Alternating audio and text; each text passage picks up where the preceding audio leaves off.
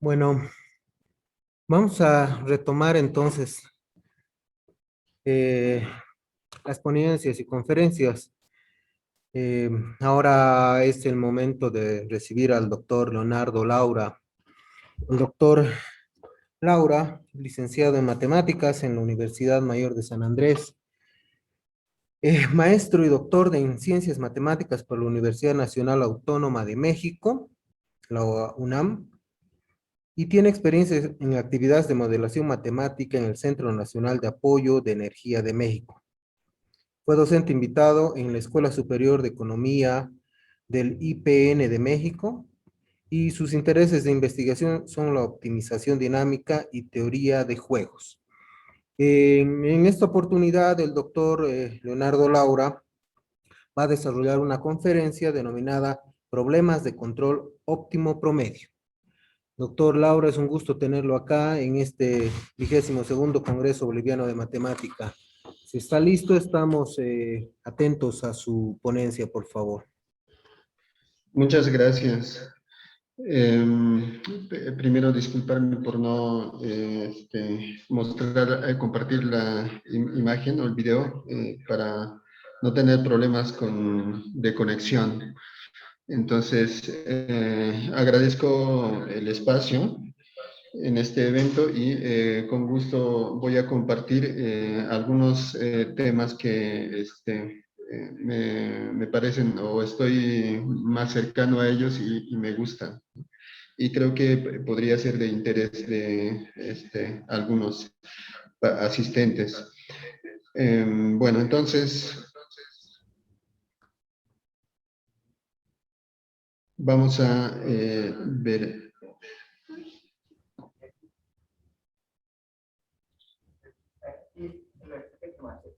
A ver, un segundo voy a...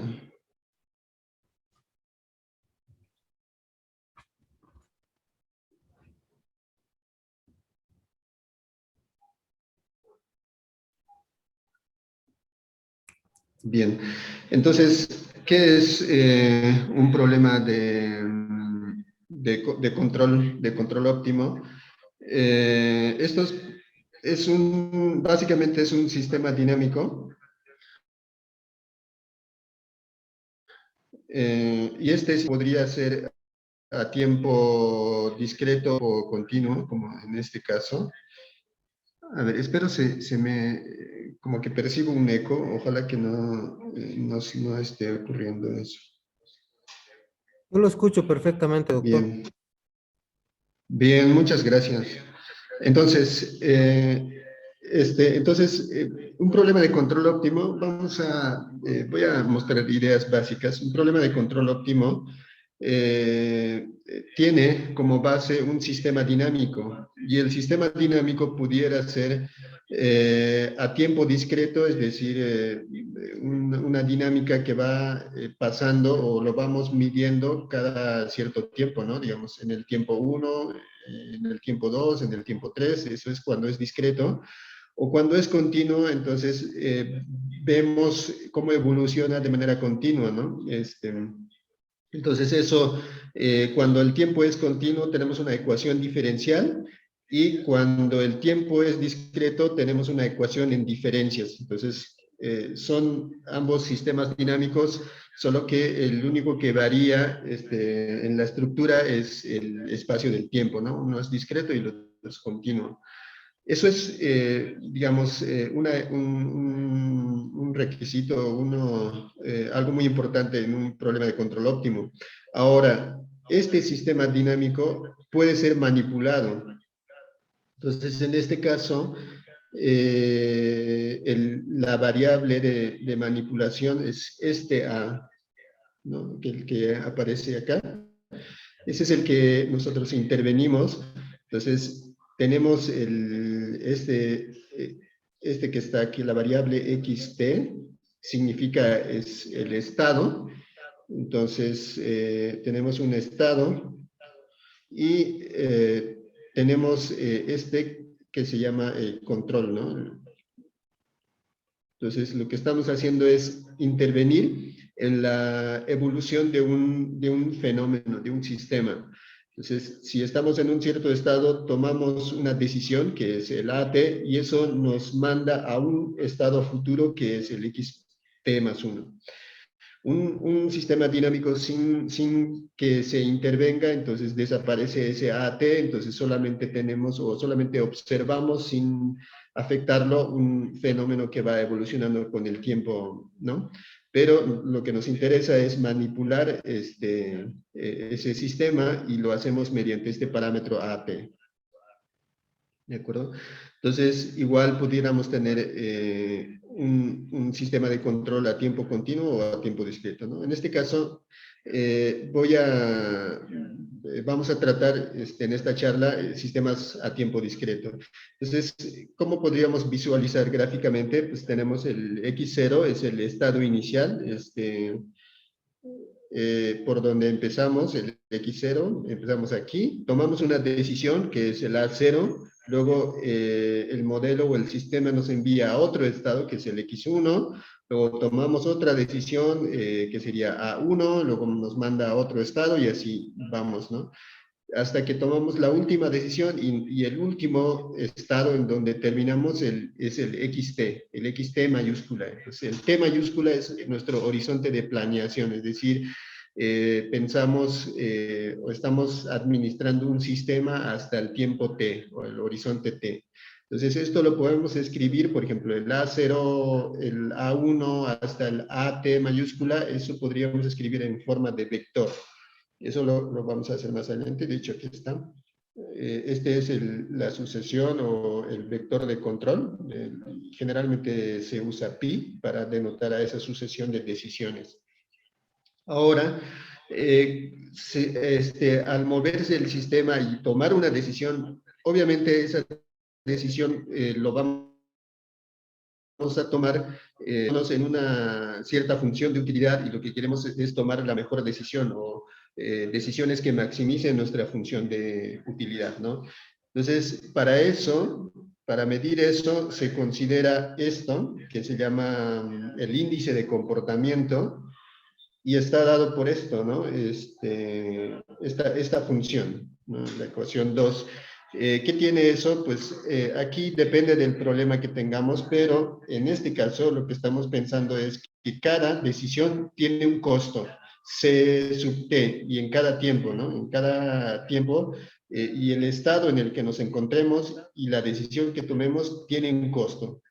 Y también hay un costo cuando terminamos en el estado final, ¿no? Entonces, esto es cuando consideramos un modelo en el que queremos minimizar algún gasto o algo así, ¿no? O algún recurso que queremos minimizar.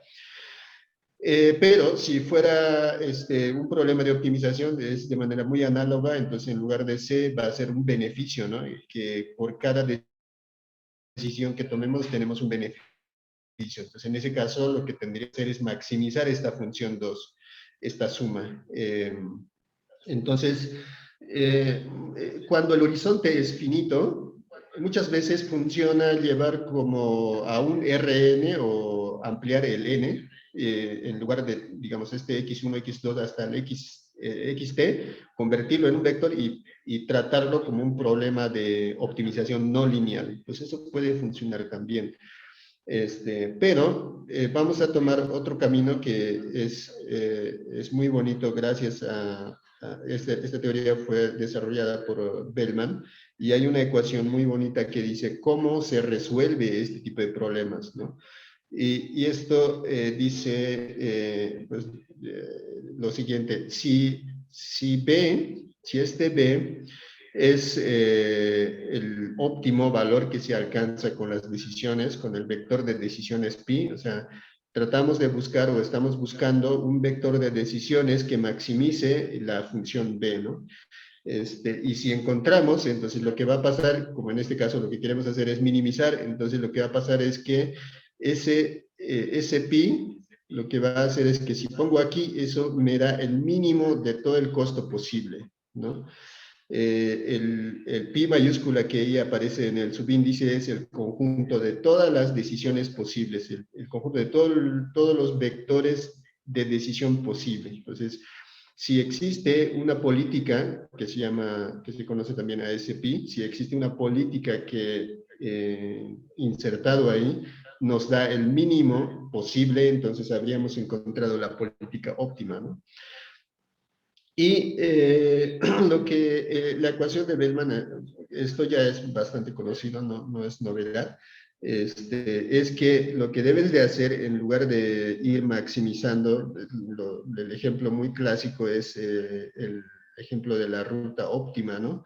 Entonces, este lo que dice es, mira, si tú quieres optimizar este problema, entonces lo que tienes que ir haciendo es buscar el óptimo desde atrás, es decir, empezar de XT y luego ir optimizando hacia adelante. Entonces, y así vas a ir encontrando la solución hasta llegar al inicio, ¿no? Y eso, ¿cómo se escribe en términos de ecuaciones? Eso es justamente lo que dice la ecuación de Bellman. La ecuación de Bellman dice que la función valor, lo que vayas encontrando, optimizando desde atrás hacia adelante, satisface esta ecuación. Y aquí son los valores optimizados. Este B sub T más 1 es el óptimo en el lugar T más 1, es decir, como estamos viniendo de atrás adelante, por eso ahí es B sub T más 1, que es la función de valor, y se relaciona con este otro, que ya está un poco más adelante. Entonces, cada vez que nos vamos moviendo, ahí optimizando desde atrás hacia adelante, vamos a llegar hasta el estado inicial y ahí habremos encontrado la función de valor y habremos resuelto el problema. Eso es lo que dice. Entonces, esta es una manera de resolver este tipo de problemas, ¿no? Uno siempre tiene que tener en la mente de esas dos vías, ¿no? Primero, llevar llevar a algún RN ampliado y ahí resolver con problemas de primer y segundo criterio si es posible, o bien esta otra. El detalle o lo ventajoso de esto es que en teoría no necesitas que la función, no necesitas condiciones de diferenciabilidad más bien, y en el otro sí lo necesitas si quieres usar el primer y segundo criterio, ¿no? Entonces aquí no, si uno puede resolver este problema de minimización por otros métodos o otros algoritmos que no son que no están basados en la derivada, entonces no tiene ningún problema. Bien, esa es la ecuación de Bellman. Ahora, un ejemplo muy igual que se presta mucho para ilustrar esto es el problema, el modelo económico de Brock y Mirman. Entonces, ¿qué dice este modelo? Pues dice, tienes una función de producción, esta es la función de producción, o este es el capital, es decir, podría ser recursos, el alfa es un parámetro simplemente y C es una constante también. Entonces, esto lo que te dice es, en cada periodo, cuánto de capital tienes o cuánto de recursos tienes. Y obviamente necesitas consumir y este va a ser tu consumo, el A sub T. Entonces, necesitas planear, digamos, uno necesita planear la sobrevivencia, digamos, hasta 100 años. Entonces, el horizonte de planeaciones son 100 años. Entonces, uno tiene que vivir en equilibrio, ¿no? Es decir, no puede consumir todo lo que tiene y tampoco podría limitarse, y no podría sobrevivir sin consumirlo, ¿no? Entonces, este es un sistema dinámico ahí interviene el consumo. Entonces, lo que queremos hacer es mantener o, digamos, vivir en este sistema lo mejor posible, ¿no? Obviamente, mientras más consumes, es mejor para ti digamos, tienes mejor calidad de vida, pero tampoco puedes consumirlo todo. Entonces ya no tendrías para los siguientes años cómo vivir, ¿no? Entonces, este modelito representa eso. Y, por ejemplo, aquí está una gráfica al ser como esto uno siempre dibuja para modelos o para sistemas dinámicos, el diagrama de Keough. Entonces, por ejemplo, en este modelo, si tu consumo es un quinto, si consumes siempre un quinto, o siempre consumes la quinta parte, digamos, y estos parámetros están dados de esta manera, entonces tu sistema va a evolucionar de esta manera, ¿no? Empiezas consumiendo tanto y luego vas avanzando y así, ¿no? Y uno se acuerda de los sistemas dinámicos y sabemos que los sistemas dinámicos o una esencia de los sistemas dinámicos del análisis cualitativo son los puntos fijos, ¿no? Y esto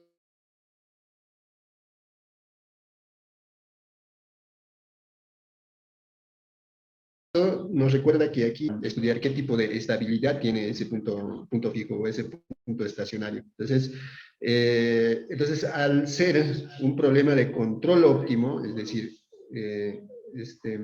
nosotros influimos en ese sistema dinámico, aún todavía persisten estas propiedades de estabilidad y puntos fijos, ¿no? O sea, eso no deja de ser ajeno. Entonces, eso nos va a ayudar a entender un poco mejor este problema. Entonces, eso es lo que podemos decir de este modelo y incluso podemos resolver y este modelo se presta, digamos, para un ejercicio didáctico bastante bien. Entonces, la función de utilidad o la función de valor o lo que quisiéramos maximizar está dada por esta, ¿no?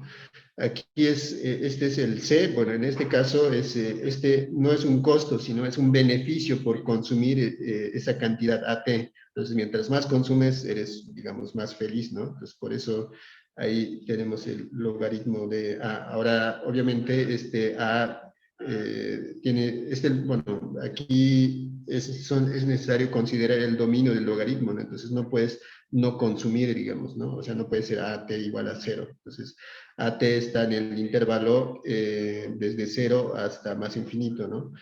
Y los estados también, el capital podría variar en los números reales positivos. Entonces, eso hay que especificarlo y aquí está, ¿no? Bueno, aquí debe de ser, eh, aquí debe de ser intervalo abierto.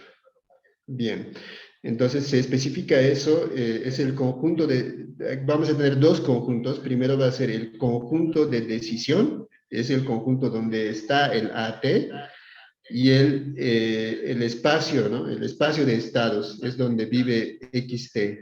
Entonces, para cada estado va a haber cierto conjunto de acciones disponibles, entonces vas tomando decisión y el sistema va evolucionando, ¿no? Cuando uno resuelve este modelito de Brock y Mirman, se encuentra con esta solución. Algunas veces es hay muy pocos ejemplos donde se puede encontrar una solución explícita, ¿no? Y este modelo es uno de ellos en donde sin mucha dificultad se puede encontrar esta solución explícita. ¿Y esto qué es lo que nos dice esta solución? ¿Qué es lo que nos dice? Lo que nos dice es que si tú tienes cierto capital, digamos XT asterisco, entonces lo mejor o el mejor consumo es este que está acá, ¿no? A pesar de que el propósito de este modelo es únicamente didáctico, sí ilustra el fenómeno y cómo varía, ¿no? Este modelo se extiende fácilmente a un problema de interacción de varios individuos y de igual manera refleja cómo se comportan estos óptimos, ¿no? Entonces, pero bueno, aquí lo que encontramos mediante la ecuación de Bellman es la solución. Entonces, esta solución está muy bonito, lo tenemos explícitamente y todo eso. Bien, ahora vamos a seguir avanzando, ¿no? Hasta ahí lo que hicimos es cuando el horizonte es finito, ¿qué opción tenemos? Es una opción ya bastante conocida, que es la ecuación de Bellman. Entonces, observamos que aquí van a posiblemente aparecer todavía los puntos fijos y todo eso. Bien, entonces no hay mucho problema ahí. Ahora, a donde nos vamos a ir es a extender el horizonte, es decir, nuestro problema de planeación no solo va a ser un tiempo finito. Por ejemplo, cuando queremos optimizar, digamos, la manipulación óptima de recursos naturales, entonces eso no lo podemos hacer para 10 años, ¿no? Eso tendría que estar planificado de manera permanente. Entonces eso, digamos, tendría que tener un horizonte lo más grande posible. Entonces, en ciertos casos es mejor considerar un horizonte infinito, ¿no? Entonces, ¿qué pasa si nuestro horizonte es infinito? Entonces, pues tendríamos que, para que todavía nuestro problema esté bien definido y por otras consideraciones económicas, que involucran, digamos, las generaciones, tomar en cuenta las generaciones futuras. Entonces, podemos considerar un descuento. Aquí el beta está entre 0,1, es el parámetro de descuento, y aquí los costos, ¿no? El CXAT. Entonces, ahora consideramos esta suma desde 0 hasta infinito, ¿no? Entonces, ahora, ¿qué pasa con nuestra solución? ¿Cómo va a ser, cómo uno encuentra la solución, ¿no? Y aquí otra vez la política, definimos una política óptima, ¿no? Una política óptima es aquel que maximiza esta suma, ¿no? Entonces aquí ya aparece un poco más la estructuras o necesitamos herramientas del análisis. Y uno puede definir esta función, esta funcional que va de un espacio de funciones a otro espacio de funciones, que se conoce como el operador de Bellman. Entonces, aquí aparece el factor de descuento, y para cada B, para cada B que uno considera una función B, lo que hace este operador es darte otra función que es KB. Pero ¿cómo se encuentra este KB? Pues se encuentra minimizando esta expresión. Entonces ya tienes dada una función B y luego y ya este operador de Bellman te da otro B. ¿Y cómo se encuentra? Pues por esta expresión, ¿no? Entonces resulta que la ecuación de Bellman para horizonte finito, esto que teníamos, entonces cuando se va al límite, cuando el horizonte es infinito, entonces resulta que eso se convierte como en una propiedad de punto fijo, es decir, esto que está aquí, la ecuación 8,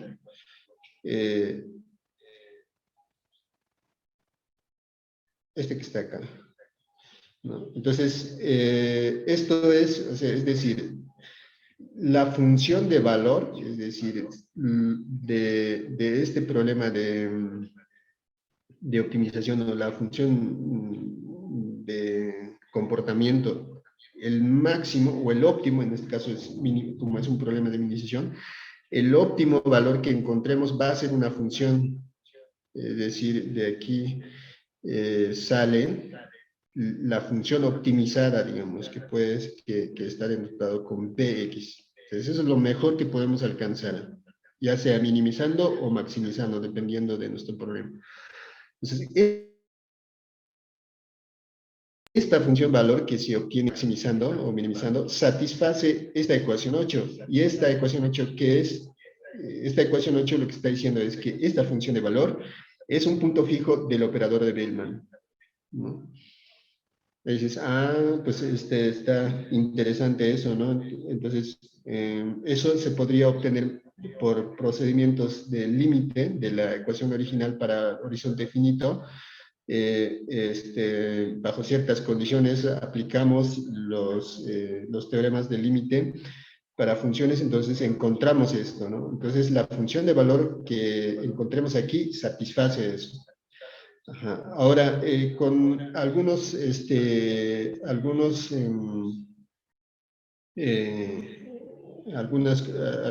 digamos, condiciones adicionales a esto, se puede resolver esto, ¿no? Y otra vez regresamos a nuestro problema de Brock y Mirman, el modelo económico. Entonces, aquí, fíjense que otra vez este ejemplo se presta mucho, y así como nada más por cuestiones ilustrativas, se tiene que la trayectoria óptima evoluciona de esta manera. Esta es la solución.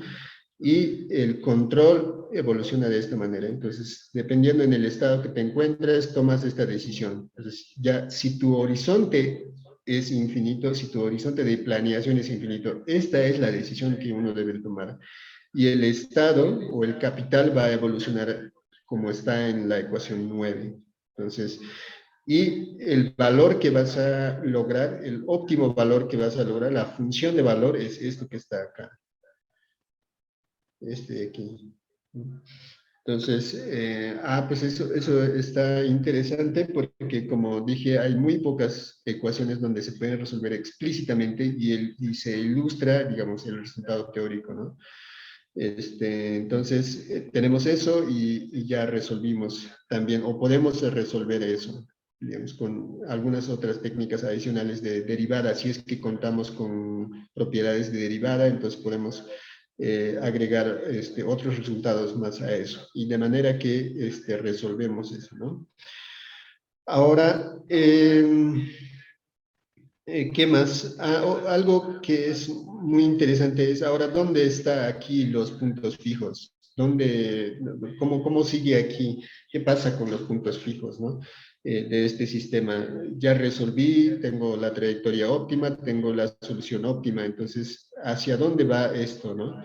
Eso quiere decir que las decisiones, los estados hacia dónde convergen. Entonces, aquí podríamos tomar nos podríamos preguntar, ¿qué pasa cuando t tiende al infinito? Y, bueno, en ambos casos, ¿no? ¿Esto hacia dónde va? El capital hacia dónde se deforma. Entonces, esto va a ir a un punto fijo, eso es lo interesante, y también la decisión se va a ir deformando a otro punto fijo, a asterisco. Entonces, lo que está diciendo es que con el tiempo, cuando el tiempo pase, cada vez vas a ir tomando decisiones muy parecidas hasta que en cierto punto tu decisión va a ser casi siempre la misma, ¿no? Y eso está dado aquí. Si uno calcula ese límite, entonces aquí tienes el límite hacia donde se deforman. Y si uno verifica, resulta que estos que están acá, esta pareja, eh, esta pareja, este de aquí y este de aquí, son puntos fijos del sistema dinámico.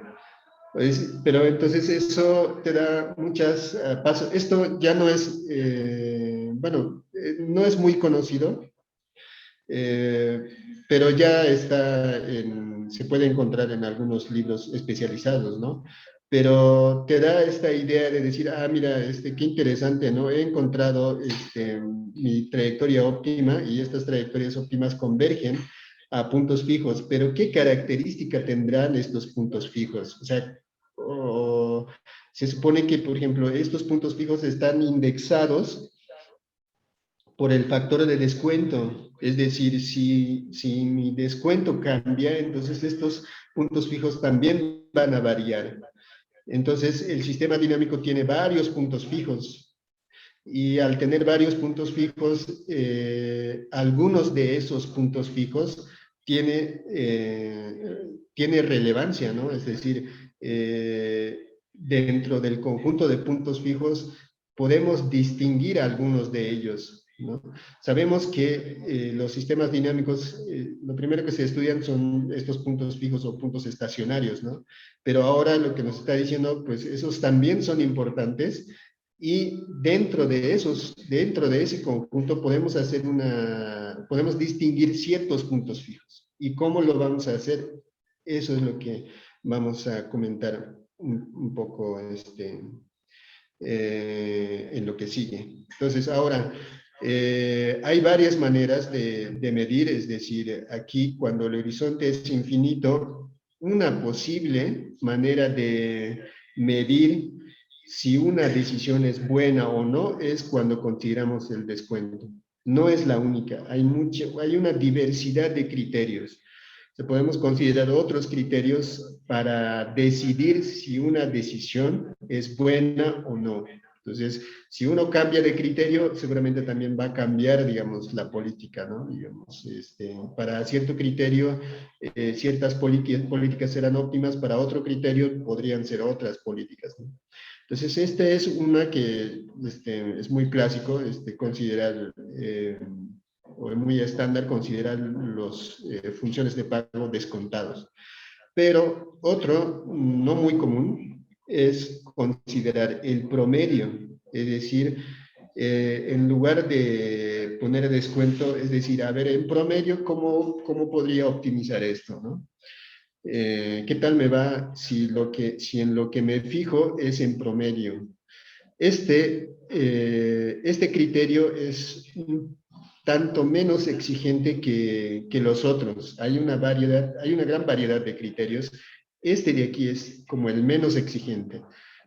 Puede que nos dé políticas muy malas, porque, por ejemplo, al promedio no le importa cómo decidas en los primeros años o en las primeras etapas, porque cuando le apliques el límite 1/t, eso desaparece. O sea, al promedio no le interesa cómo sean tus decisiones en las primeras etapas o en las etapas finitas, ¿no? Lo que le interesa es en el límite, cómo tomas tus decisiones, ¿no? Eso es lo que le interesa al promedio. Entonces, podría incluir políticas muy malas que tengan decisiones pésimas en periodos finitos, ¿no? Pero al no ser exigente, es un buen punto por donde se puede empezar, porque los criterios un poco más restrictivos, lo que en algunos modelos terminan desechando todas las políticas y al final te quedas sin ninguna, ¿no? Porque ninguna cumple el criterio de optimalidad. En cambio, tiene posibilidad de detectar una gran cantidad de políticas como óptimos. Y una vez que tengas ese conjunto de posibles políticas óptimas, ya vas refinando poco a poco hasta reducir un poco más tus políticas, ¿no? Entonces, bien, entonces consideramos este criterio de optimalidad y decimos otra vez que una política va a ser óptima, el pi asterisco, cuando al sustituir en la función de pagos nos dé el mínimo posible de esta suma o de este promedio, ¿no? Eso significa que una política sea óptima. Entonces, ahora lo que vamos a hacer es, pues ahora, ¿cómo encontramos? ¿Cómo vamos a saber? O sea, quisiéramos saber este valor. O sea, ¿cuál es el valor óptimo que se encuentra? ¿Cómo es la función de valor cuando consideramos este criterio de optimalidad promedio? Entonces, para eso ahora sí nos va a ser de mucha utilidad haber observado que los puntos fijos están presentes ahí y que las trayectorias a largo plazo convergen a ese lugar, ¿no? Pero no solo, pero aunque converge, necesitamos distinguir a cuál de los estacionarios converge. Entonces resulta que uno se plantea. Fíjense, aquí está esto es lo que nos da el conjunto de los puntos fijos del sistema de control. Es decir, cuando estoy en el estado X, tomo una decisión A que me permite estar en el mismo estado X.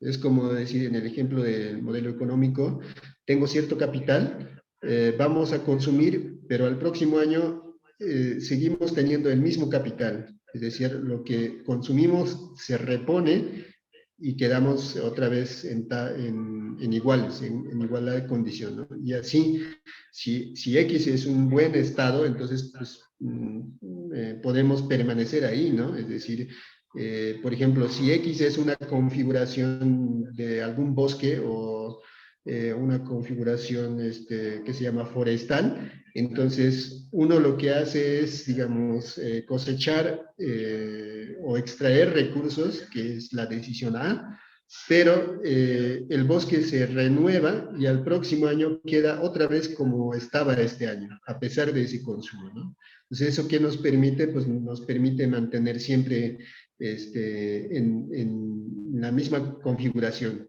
¿no? Que eso es a veces muy importante porque no quieres deformar, no quieres, quieres aprovechar, pero sin destruir, digamos, la configuración, sin destruir la diversidad. Y esto es súper interesante, este concepto, porque lo que está diciendo es que si tú tienes un estado y tomas una decisión A, que podría ser consumir, entonces al siguiente año se restaura el ecosistema y sigue lo mismo. Entonces eso está muy bien porque nos ayuda a que el sistema sea sostenible, ¿no? Ahora, de esto, la solución de este problema podrían haber muchos, ¿no? Pueden haber muchos que hacen eso, algunos malos y otros buenos. Entonces, lo que vamos a hacer es elegir el mejor posible de estos puntos estacionarios, ¿no? Y por eso lo que nos planteamos ahora en realidad es este problema de minimización. Pero esto, fíjense que ya no depende de tiempo. Lo que estamos buscando es minimizar el costo sujeto a esta restricción, pero esta restricción es el conjunto de los puntos estacionarios. Es decir, queremos encontrar el mejor punto estacionario. O sea, aquí es donde ya se agrega esto del control óptimo, ¿no? O sea, ya dijimos que los sistemas dinámicos tienen puntos fijos, pero ahora lo que queremos hacer es encontrar el mejor punto fijo, ¿no?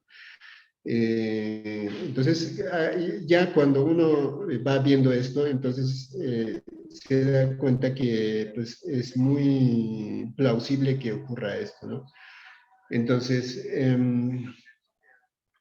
aquí, cuando uno revisa la literatura de este tema, aquí sí ya no es muy común lo que vamos a ir viendo. Entonces, de hecho, creo que, bueno, hay artículos muy recientes, digamos, que han explorado esta cuestión, pero han venido con enfoques de diferentes áreas, ¿no? Uno muy común es el enfoque de muchas revistas digamos, de tradición de ingeniería, viene, digamos, condiciones que le ponen al sistema y que se conocen como condiciones de disipatividad, ¿no? Entonces, estas condiciones de disipatividad te dicen, mira, lo que vamos a hacer es medir cómo evoluciona el sistema. Entonces, aquí tengo un estado X y luego el siguiente estado es este de aquí. En realidad esto es el estado, si le agregamos tiempo, entonces aquí es xt y aquí es xt más 1, porque f es la función del sistema, ¿no? Entonces, lo que hace esto es decir, mira, en el XT voy a tener un costo y en el XT también voy a tener un costo, pero vamos a ir midiendo como hay una función que le llaman función de almacenamiento o reserva, que es el lambda X, que va midiendo, digamos, se interpreta como una medición de energía, ¿no? En este estado X y en el siguiente, que es lambda XT. Entonces, lo que dice esta condición es que tienes que tener esta relación de esta función de reserva o de almacenamiento lambda con la función costo que aparece aquí, la función costo que aparece aquí está la función costo, y ahí en ambos lados está la medición del almacenamiento, y aquí aparece el valor óptimo del estado estacionario, ¿no? Más bien el valor del óptimo estacionario, ¿no? Ahí aparece eso. Entonces, esta ecuación 14 se ve muy interesante porque eh, digamos, es una manera de medir cómo evoluciona el sistema, ¿no? Entonces, si esta condición se cumpliera, o sea, como que esta condición aparece de manera muy natural cuando abordas problemas con estos criterios. Dices, ah, mira, yo tengo este problema y a ver, voy a buscar qué pasa, a ver si se cumple la condición 14, ¿no? Entonces es como una propiedad transversal que estos problemas sí tienen esta propiedad 14. Y vamos a ver en el ejemplo que habíamos comentado. Entonces, ¿qué pasa si 14 se cumple? Entonces, si 14 se cumple, se nos facilita mucho y tendríamos, digamos, aquí sustituyendo con xt más 1, aquí entonces tendríamos esta desigualdad. Ya. Ahora, porque lo que nos interesa es aplicar una sumatoria a esto, ¿no? Porque eso es lo que, y aparte aplicarle un promedio, ¿no? Y entonces, como este de aquí es una constante, entonces se va a sumar p veces, ¿no? La cantidad que sumemos. Y los otros se convierten como en una suma telescópica, este de aquí. Esta función de almacenamiento con esto. Entonces, al final, uno termina con esta desigualdad. Si se cumple eso, entonces termina con esta desigualdad. ¿Sí? ¿Y esto qué nos dice? Que minimizar el promedio, esto de aquí, esto que está aquí, minimizar este promedio, no lo vas a poder hacer más que lo que logras con el punto óptimo estacionario, este de aquí, ¿no? O sea, si logras minimizar tu pérdida, digamos, hasta el valor que se alcance en el óptimo estacionario, ya tienes que darte por satisfecho, más no vas a poder bajar, ¿no? Y cuando se logra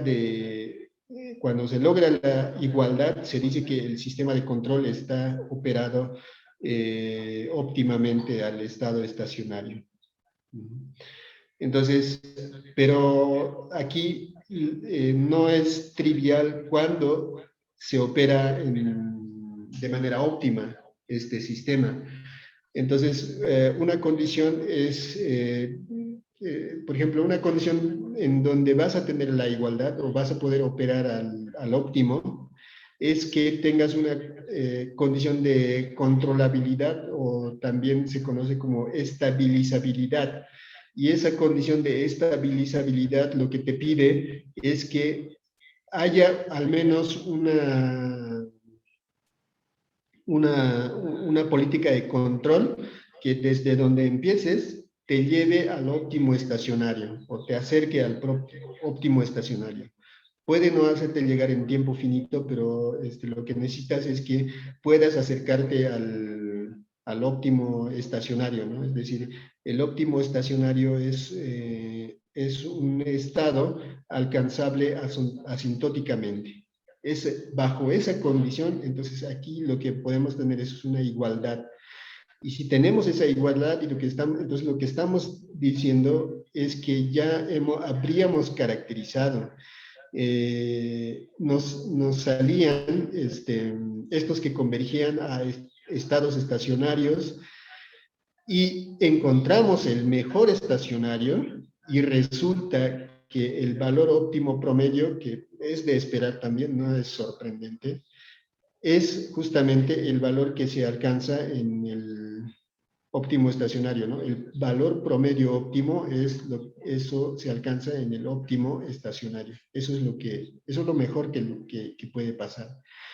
Entonces, cualquier política que te dé una ganancia, el óptimo estacionario es en promedio el óptimo, ¿no? Entonces, cuando uno ya sabe cuál es el óptimo estacionario, entonces uno se agarra de ahí, ¿no? Decir, mira, en promedio se supone que esto es lo mejor que puedo alcanzar. Entonces, una vez que tengo esa referencia, Entonces voy a ahora buscar sobre esa referencia mejorar el comportamiento en las primeras etapas, ¿no? Entonces, por eso es importante este óptimo promedio, porque nos da una referencia y nos está diciendo que encontrar esa referencia es relativamente simple. ¿Cuál es esa referencia? Pues es el valor del óptimo estacionario. Entonces, sobre eso ahora ya podríamos mejorar. Teniendo ese valor, podemos plantearnos otros criterios de optimilidad que mejoren esto, ¿no? Por eso es la importancia de esto. Entonces, y esta condición no es nada extraño. Y para el modelo económico de Brock y Mirman se cumple perfectamente esa condición. La única solución del óptimo estacionario es de este problema, del óptimo estacionario, de aquí, de este problema.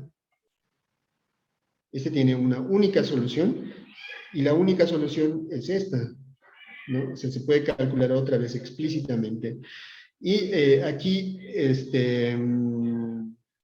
esta condición de unicidad también es muy importante porque pueden haber o hay modelos en donde pueden tener varios óptimos estacionarios. Entonces ahí se requiere un análisis un poco más detallado de cómo se comportan o hacia dónde convergen las trayectorias óptimas, ¿no? Entonces, en este caso, en el caso, digamos, donde se comporta muy bien, este problema tiene una única solución y está dado digamos, por esto, en este ejemplo particular. Y la función o la desigualdad, la condición de disipatividad es esta, ¿no? Y la función de reserva que comentábamos, pueden ver varias, y aquí al menos el lambda x es igual a 1 sobre a asterisco por x. Esta es la función que nos ayuda a medir eso. Entonces, con eso en mente, ya podríamos decir que en este modelo económico, el óptimo promedio, es decir, lo que dijimos aquí en el J asterisco, y aparte este modelo satisface la condición de controlabilidad, es decir, de estabilizabilidad. Entonces, bajo esas condiciones, el promedio óptimo, el valor promedio óptimo, de donde sea que inicies, es el valor que vas a alcanzar en el óptimo estacionario, x asterisco, coma, a asterisco. Es decir, esto es el logaritmo natural de a asterisco. ¿Y cuál es ese asterisco? Pues es este que está aquí en la primera coordenada. Bueno, aquí creo que hay un error. Esto debe de ser x asterisco y a asterisco. Y esta es, digamos, uno evalúa ahí y ya tiene el óptimo promedio, ¿no? Entonces, este modelito económico, uno podría describir totalmente todo eso de manera explícita y ilustrar este concepto de óptimo promedio, cómo optimizas cuando el horizonte es finito, cómo optimizas cuando el horizonte es infinito y tienes un factor de descuento, cómo resuelves cuando consideras el criterio del promedio y todo eso, ¿no? Entonces, bien, ahora, para terminar casi, hay una ecuación que, análogo a los que habíamos comentado, a las ecuaciones de Bellman, que se satisface para las ecuaciones de promedio, y eso es de acá. Y esto se conoce como como la ecuación canónica, o la ecuación del óptimo promedio, ¿no? Entonces aquí esta ecuación debe de cumplirse para para algún valor, valor real y una función. Ahora, ¿quién es este valor? O sea, uno de manera general plantea este problema, ¿no? Necesito un valor real y una función real que cumpla esta ecuación. ¿Tiene solución o no tiene solución? Y resulta que la solución de esto está dado por la solución del óptimo promedio. Eso quiere decir que este J asterisco, este valor real, es el óptimo promedio. A ver, este es el óptimo estacionario, es decir, el R de X asterisco, coma A asterisco. Y este L es la función de valor. A ver, ahorita voy a escribirlo de manera explícita. Por ejemplo, con esto ya casi termino. Entonces, J, dijimos, es R de X asterisco, coma A asterisco. Y L de X es la función, digamos, aquí va a ser beta, 1 menos beta, el logaritmo de X, que se tiene con el descuento, ¿no? Entonces, y la política, la decisión óptima, este F, bueno, de hecho no es ese F, aquí está. A es C1 menos alfa X al alfa. Bien, estas son las decisiones. Esta es la decisión que siempre debes tomar. La función L que cumple es esto, y esto viene del valor. Al final se encuentran, o sea, al final lo que hicimos con descuento se encuentra con el promedio y mediante esta ecuación, ¿no? Entonces, en resumen, lo que tenemos es tres ecuaciones. La ecuación de Bellman para cuando el horizonte es finito, cuando tenemos descuento y cuando tenemos promedio, ¿no? Entonces, la relación entre ellas se puede ir explorando en verdad, digamos, hay varios modelos en los que sí se cumplen estas condiciones y cuando uno quiere estudiar cierto modelo, entonces los debe tener en consideración. Un modelo dinámico, digamos, los tiene que tener en consideración estos criterios. Entonces, pues, podemos comentar también modelos, por ejemplo, forestales, en donde se ocurre el mismo fenómeno y lo que necesitas es identificar ese óptimo estacionario y eso te permite operar de manera óptima el sistema. Bueno, pues creo que ya por hoy voy a quedar hasta aquí. Bien, doctor, muchas gracias por su participación.